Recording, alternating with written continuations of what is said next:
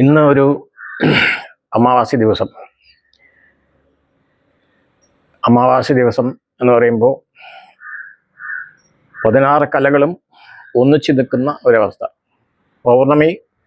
പൗർണമിക്കും അമാവാസയ്ക്കും ചന്ദ്രന്റെ 16 കലകളും ഒന്നിച്ചു നിൽക്കുന്ന അവസ്ഥയാണ്. രണ്ടും ഓസ്പീഷ്യസ് ആയിട്ട് പറയപ്പെടുന്നു. പൊതുവെ നോക്കുന്ന സമയത്ത് അമാവാസ ദിവസങ്ങളിൽ നെഗറ്റീവായിട്ടുള്ള എനർജികളെ അതിന് ആ ദോഷനിവൃത്തിക്കായിട്ട് ചെയ്യുന്ന പൂജകൾക്കെല്ലാം ഫലം കൂടുതലായിട്ട് കാണും എന്നാണ് വിശ്വസിക്കപ്പെടുന്നത്. അതേമാതിരി പൗർണമി ദിവസങ്ങളിൽ ശുഭകാര്യങ്ങൾക്ക് വേണ്ടിയിട്ട് നടത്തുന്ന ക്രിയകൾക്കൊക്കെ ഫലങ്ങൾ കൂടുതലായി വരും എന്നാണ് പറയപ്പെടുന്നത്. ചന്ദ്രൻ മനസ്സിനെ റെപ്രസെന്റ് ചെയ്യുന്ന പ്ലാനറ്റാണ്. സൂര്യൻ ആത്മകാരകനാണ്. തിഥികളെല്ലാം തന്നെ ചന്ദ്രന്റെ മാനസികമായിട്ടുള്ള അവസ്ഥകൾ, ചന്ദ്രന്റെ അവസ്ഥകളെ സൂചിപ്പിക്കുന്നതാണ്. അങ്ങനെ നോക്കുമ്പോൾ കറുത്തപക്ഷത്തിലെ വരുന്ന അമാവാസ ദിവസങ്ങളിൽ ചന്ദ്രനിൽ പൂർണ്ണ കലകളായിട്ട് നിൽക്കുന്നുവെങ്കിലും അതിന് പ്രഭാവത്തോടു കൂടി നിൽക്കുന്ന അവസ്ഥയല്ല.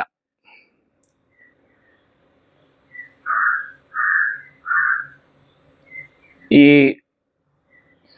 കുറച്ചു കാലമായിട്ട് എന്ന് വെച്ചാൽ ഇപ്പോൾ ഏകദേശം ഒരു 50 വർഷമോ 100 വർഷമോ ആയി കാണും, അതിൽ കൂടുതലായിട്ടുണ്ടാവില്ല.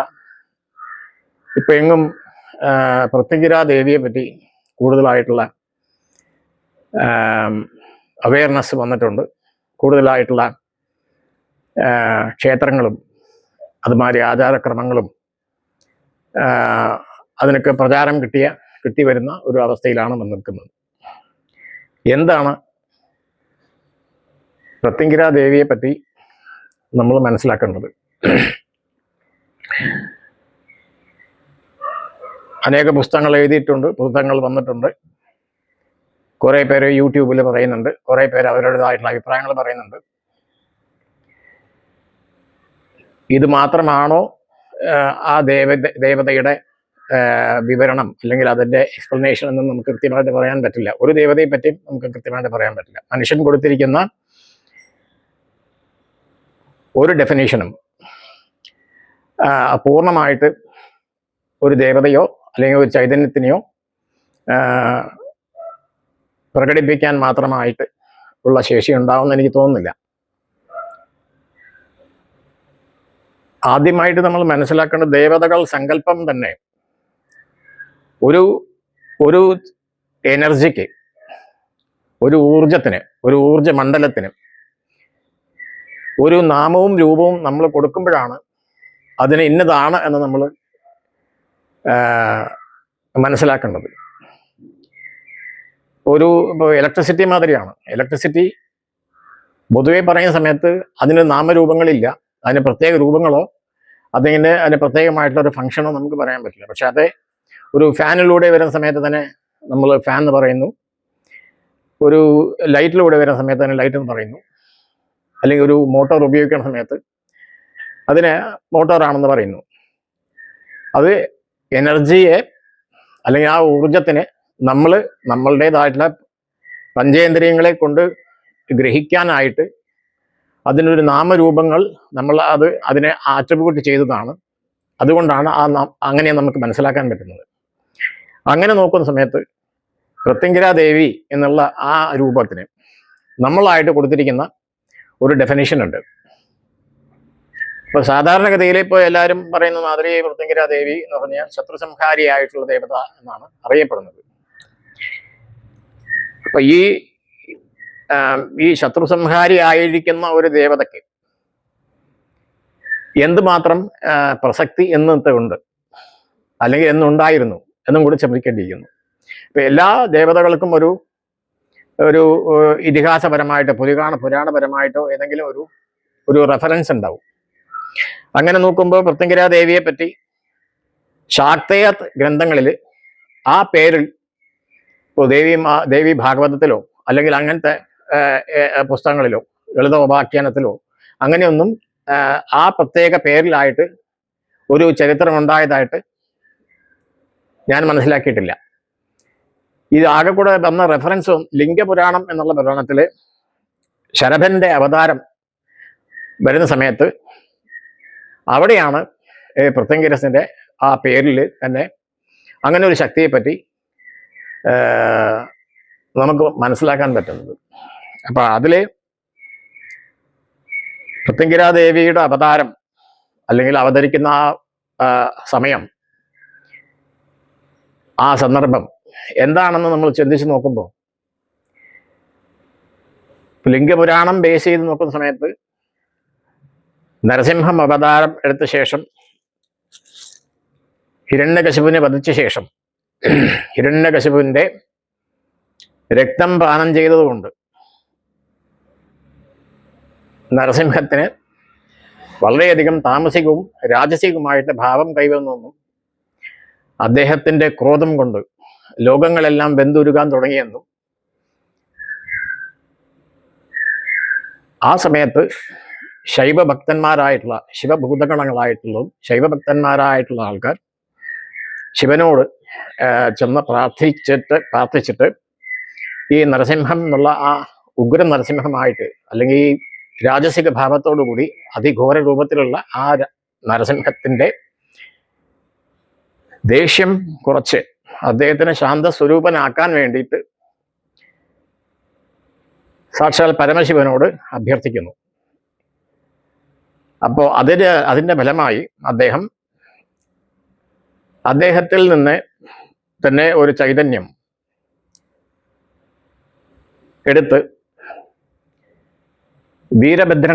വീരഭദ്രനിലൂടെ നരസിംഹത്തിന്റെ ഈ ദേഷ്യത്തിനെ അടക്കാനായിട്ട്, സ്തുതിച്ച് അദ്ദേഹത്തിനെ ശാന്തമാക്കാനായിട്ട് ഉള്ള നിയോഗം കൊടുത്തുകൊണ്ട് വീരഭദ്രനെ പറഞ്ഞയക്കുകയാണ്. പക്ഷേ വീരഭദ്രൻ അവിടെ ചെന്ന് ഈ നരസിംഹത്തിനെ സ്തുതിച്ച് പാടുന്നതോടുകൂടി നരസിംഹത്തിന്റെ ശാന്തത വരും എന്നുള്ള ധാരണ തെറ്റിപ്പോയി. നരസിംഹം കൂടുതലായിട്ടുള്ള ക്രോധത്തോടു കൂടി തന്നെ നിൽക്കുകയാണ് ഉണ്ടായത്. അപ്പോൾ വീരഭദ്രൻ തിരിച്ച് പരമശിവനോട് തന്നെ ചെന്ന് പ്രാർത്ഥിക്കുന്നു, എൻ്റെ ഈ ശക്തി കൊണ്ട് നരസിംഹത്തിന്റെ ക്രോധത്തിനെ അടക്കാൻ പറ്റില്ല എന്ന് പറയുന്ന സമയത്ത് ശിവന്റെ തൃക്കണ്ണിലൂടെ ഒരു ചൈതന്യം, ഒരു അഗ്നി പുറത്തേക്ക് വന്ന് അത് വീരഭദ്രനിൽ ഇറങ്ങി വീരഭദ്രന്റെ രൂപം മാറി അത് ശരഭന്റെ രൂപമായി മാറുന്നു എന്നാണ് പറയുന്നത് പുരാണത്തിൽ. അപ്പൊ ശരഭൻ എൻ്റെ കഴുത്ത് വരെയുള്ള സമയത്ത് ശരഭന്റെ ഗരുഡന്റെയും കഴുത്ത് മുതൽ അരഭാഗം വരെയുള്ള സമയത്ത് അത് മനുഷ്യൻ്റെതായിട്ടും അതിന് താഴെയുള്ള ഭാഗങ്ങൾ 8 കാലുകളുള്ള സിംഹമായിട്ടും 2 ചിറകുകളോട് കൂടിയിട്ടിരിക്കുന്ന ഒരു രൂപയായിട്ടാണ് വീരഭദ്രന്റെ രൂപാന്തരപ്പെട്ട് ശരഭൻ എന്നുള്ള രൂപമായിട്ട് മാറുന്നത്. അപ്പോ ശരഭന്റെ 2 ചിറകിൽ നിന്നും 2 ദേവതകന്മാർ ഉത്ഭവിച്ചു എന്നാണ് പറയപ്പെടുന്നത്. അങ്ങനെ ഒരു ചിറകിൽ നിന്നും പ്രത്യങ്കര എന്നുള്ള ദേവിയും മറ്റൊരു ചിറകിൽ നിന്നും ശൂലിനി ദുർഗ എന്ന് പറഞ്ഞ ഒരു ദേവിയും അവതരിച്ചു. അപ്പൊ ഇവര് 3 പേരും കൂടെ ചേർന്നിട്ടാണ് അങ്ങനെ ഉഗ്രരൂപത്തോടുകൂടിയിരിക്കുന്ന നരസിംഹത്തിന്റെ ക്രോധത്തിനെ അടക്കാനായിട്ട് അവര് സമീപിക്കുന്നത്.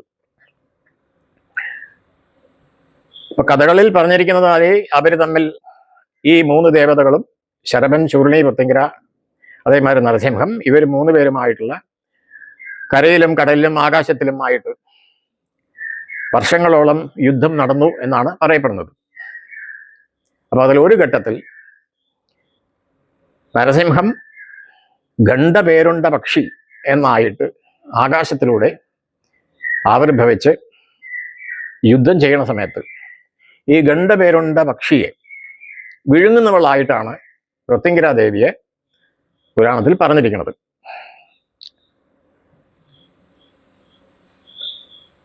ഇതാണ് കഥ. അപ്പോൾ ഈ സമയത്ത് ഈ നരസിംഹത്തിനെ ശരഭൻ തൻ്റെ മടിയിൽ കിടത്തി ഹിരണ്യകശിപുവിനെ നരസിംഹം എങ്ങനെ വധിച്ചുവോ അതേ രൂപത്തിൽ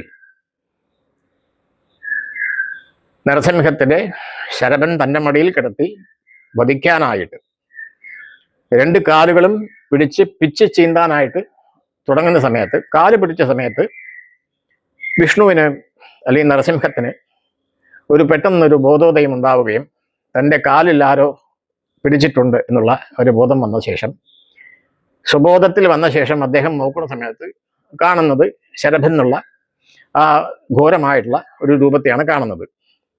അപ്പൊ അദ്ദേഹത്തിന്റെ ജ്ഞാനദൃഷ്ടിയിൽ കൂടെ അദ്ദേഹം മനസ്സിലാക്കുന്നു, തൻ്റെ മുമ്പിൽ വന്നിരിക്കുന്നത് പരമശിവൻ തന്നെയാണ്, താൻ തന്നെയാണ് ശരഭൻ എന്നുള്ള സങ്കല്പത്തിൽ അദ്ദേഹം മനസ്സിലാക്കുകയും അദ്ദേഹം തന്നെ, നരസിംഹൻ തന്നെ ശരഭസ്തുതി എന്ന് പറഞ്ഞൊരു സ്തുതി ചെയ്യുന്നുമുണ്ട്. എന്നിട്ട് അവസാനം അത് ഡിക്ലെയർ ചെയ്യുന്നത്, അദ്ദേഹം അവസാനം പറയുന്നത് ഞാനും ഈ ശരഭനും ഒന്ന് തന്നെയാണ് എന്നാണ് പുരാണത്തിൽ പറഞ്ഞു വെച്ചിരിക്കുന്നത്.